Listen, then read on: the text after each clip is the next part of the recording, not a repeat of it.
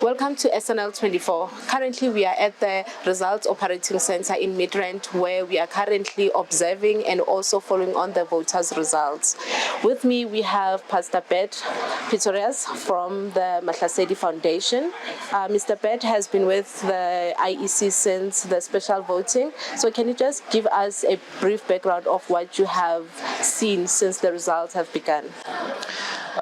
Yes, there's been quite a few challenges, and we have got observers, electoral observers working from the special votes, plus, of course, on voting day. We cover national right throughout the whole country with our operations centre here in Pretoria. We have registered about 900 complaints, and when we talk about complaints, we talk about serious complaints. Obviously, we have continual monitoring taking place on an hourly basis, of which we have tens of thousands, but of issues that we've had over 900 come in. So now it sounds like a lot. It is a lot, but you got to put it in the context of 23,000 stations that we're dealing with. So within the context, it's not the end of the world, but it is definitely issues that we had to deal with. And with the complaints, do you think they can compromise the results once everything has been announced? Well, I don't think it will compromise the results. So if we look at it, you've got to balance it. So definitely the issues are serious, but you've got to balance it, in the broader picture and the broader outcomes. And that's how we do it. We've got a rating system, which we're busy working with at the moment. We haven't finalized. Of course, we'll give a proper finalized report, to the IEC at the end, because basically we're actually monitoring them. We're monitoring what they're doing. So it's, we're monitoring the parties, but we're actually monitoring their work. So obviously we'll come up with a report. As an observer, we're not allowed to intervene. So it's not our job to intervene, but it's our job to rather look and report and then deal with those issues, which makes it frustrating because you're dealing with issues on the fly. So I think the basic issue, I think the biggest issue is how slow the process was, and the slowness of the process with many of the stations opening up late, but eventually they did open, 20 minutes later, some of them an hour later, and that is because there weren't staff, or the boxes were not there, there were not ballots that were there, things like that. So we had issues like that which delayed it. But then the overall process, which we're all talking about, is of course the management device, the voter management device. So that whether it's the network, there are 2 or 3 things that it could have been, so we hear, but that was one of the key issues, is the device is off and then you're going manually, and the problem is you have one device, you got one manual to cater for everybody. And then when we measured it, we measured it like 3 to 4 minutes per person going through. Now if you take that through, you're talking about only like 15 to 20 people within an hour. That's far too slow. So that is one of the issues that needs to be dealt with. And with that was a person, for example, if they got an issue with a person, they couldn't deal with the person. They need the system to help the person. So if they can't find the number, or they're going through everything, the person's number is not there, and whatever, that can take 10 minutes, and when that takes place, everything stops. So for 10 minutes, everybody's waiting for one person, and you see if that happened not just at one station, that happened at many of the stations. So insufficient training. Some of the presiding officers were better trained than others. Some of them never had the capacity to fix issues. But overall, let me put it this way: overall, there was a good spirit. So overall, our guys worked. Some of them, only got to bed like 5 o'clock this morning. So that means 24 hours without sleep.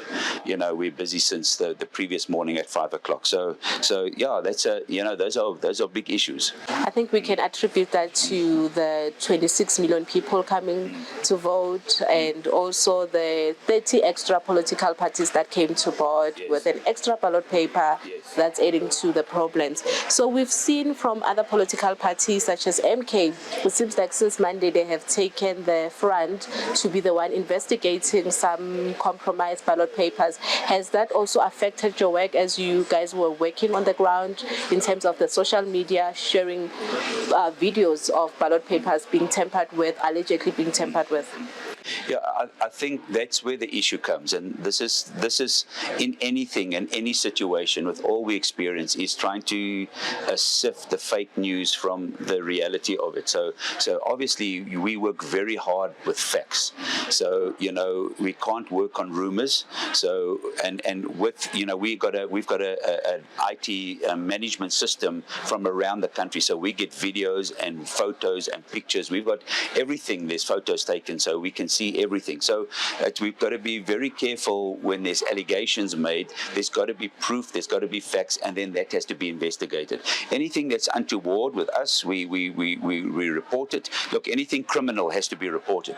So if there's something untoward criminal, obviously, we did immediately take it a step further. But basically, we were observing there, and I must say, overall, it was efficient. The police handled what they handled because we had some of the parties campaigning, close to the station, some of them having music that's loud and, deafening, so they're causing a stir, among there. So, but that's here and there.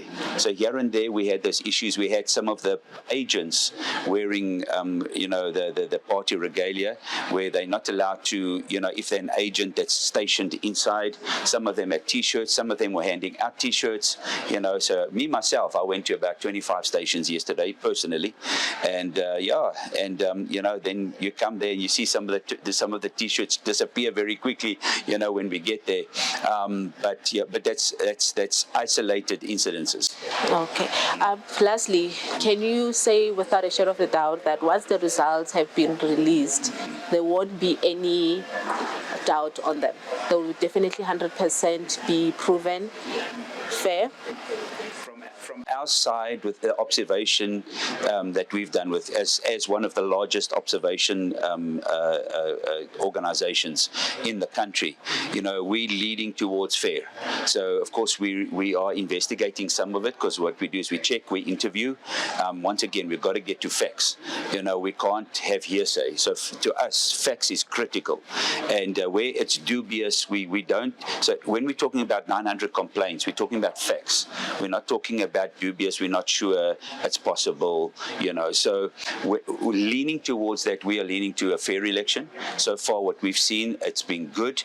Obviously, there's a lot of things that can be fixed to make it a lot more efficient for next time.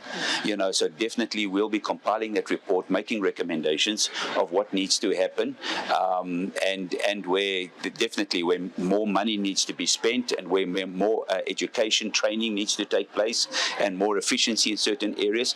But where we come, although it was slow and tedious, it was done.